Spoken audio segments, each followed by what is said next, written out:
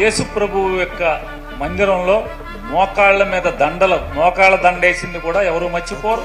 మీ పిల్లలకి క్రైస్తవ పేర్లు పెట్టుకున్నా కూడా ఎవరు మర్చిపోరు. తప్పు లేదు, తప్పు అని నేను అంటలా. ఒంట్లో ఎన్ని భాగాలు ఉంటే అన్ని భాగాలకి నామాలు పెట్టుకున్నా అంటే ఎవడో ఈయనలాంటి ఎవడో అట్లా కొత్తగా ఈయన హిందూ మతం తీసుకుని ఉంటాడు. మేమందరం పాత రోజుల నుంచి పుట్టిన కాడి నుంచి హిందువులే అందరం కూడా. పర్సనల్ విషయాలు మీకెందుకు? వాళ్ళ పిల్లలకి ఏ పేర్లు పెట్టుకుంటే మీకెందుకండి? వాళ్ళ పిల్లలకి ఏ పేర్లు పెట్టుకుంటే మీకెందుకు? ఆయన బాప్టిజం తీసుకుంటే మీకెందుకు? బాప్టిజం తీసుకోకపోతే మీకెందుకు?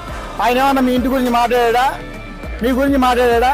ఆయన ఏదో ఉపాసం ఉండి ఒక ప్రాయశ్చిత్తంగా మన రాష్ట్రంలో జరిగిన దానికి ఆయన ఎవరిని విమర్శించకుండా ఆయన చేస్తుంటే ఆయన ఇష్టానుసారంగా మాట్లాడటం అనేది ఎంతవరకు పద్ధతో ఒకసారి పేరు నాని గారు గుర్తుపెట్టుకోవాలి.